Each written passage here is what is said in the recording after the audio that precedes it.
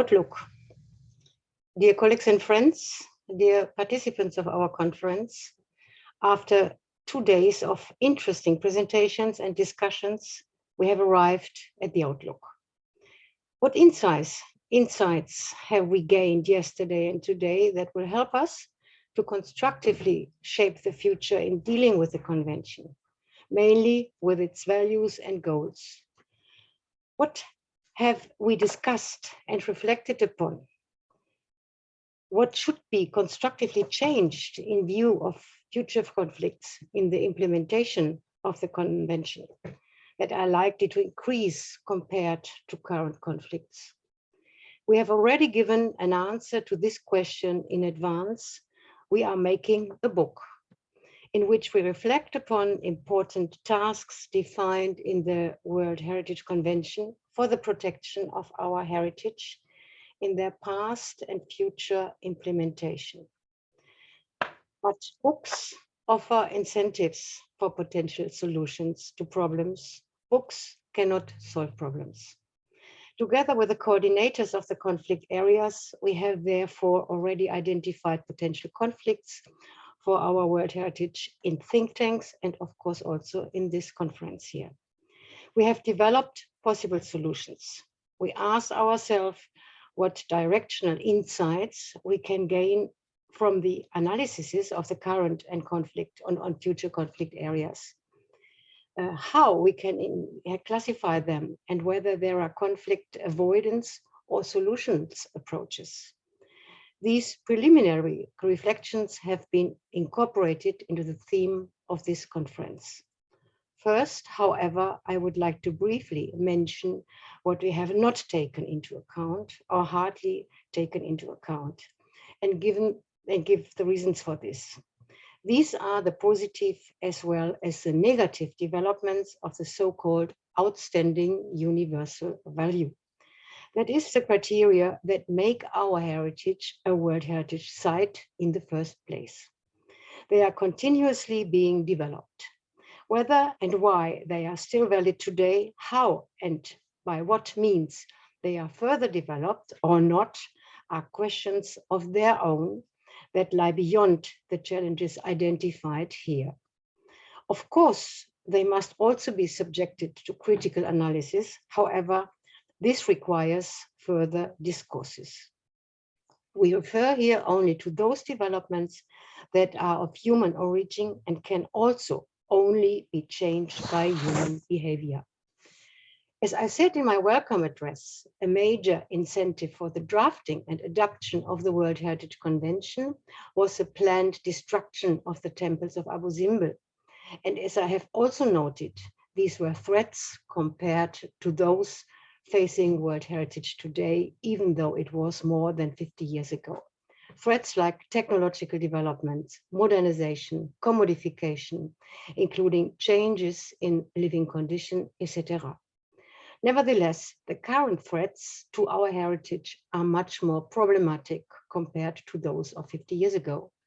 This has just been exemplified in 6 conflict areas, which we have discussed already.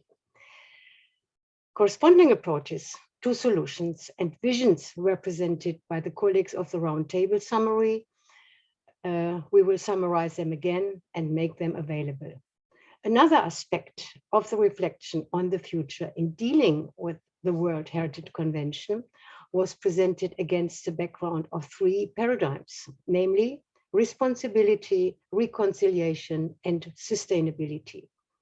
All paradigms are now part of the usual standards of expectation of human behavior in private as well as in public, in social as well as in cultural, or in individual as well as institutional context.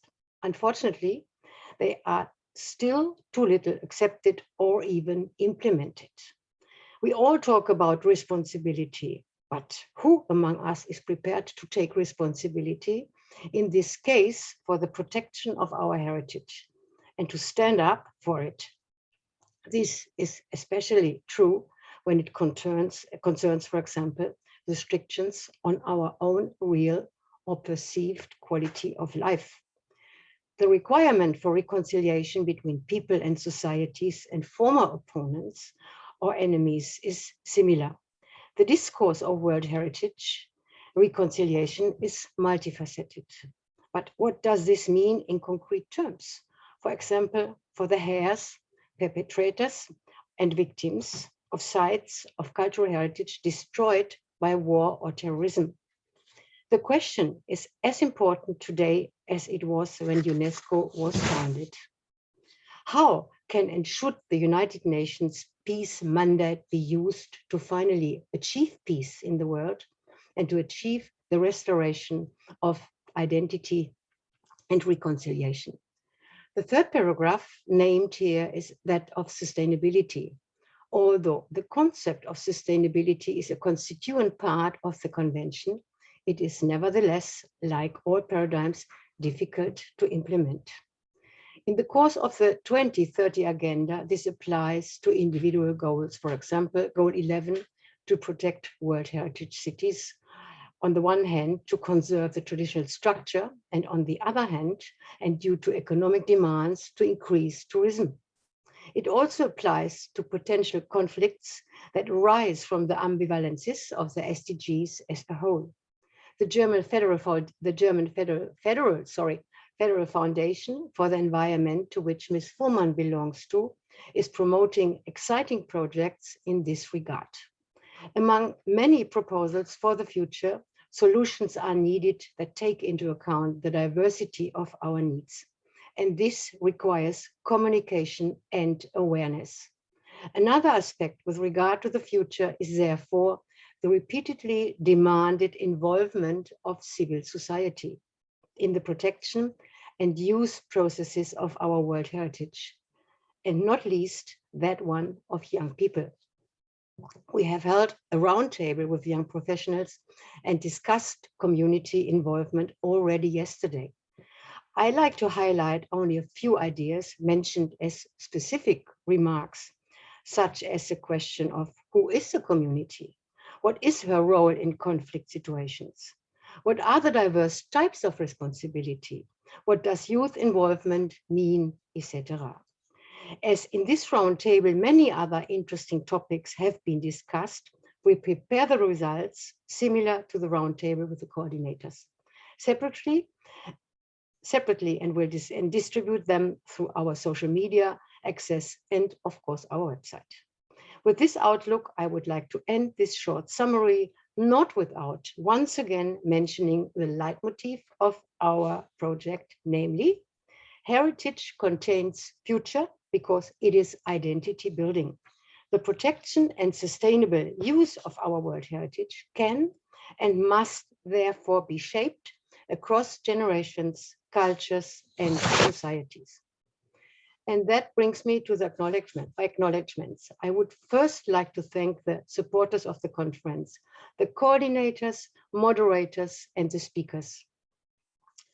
I would like to thank the company which has managed the technical part, mainly Malte Sanden. And of course, a big thank you to the team of the Institute Heritage Studies. And of course, a big thank you I would like to express also to all of you. I hope we have been able to motivate you to protect our world heritage in a sustainable way, but of course, also the use is accordingly. Thanks again and goodbye.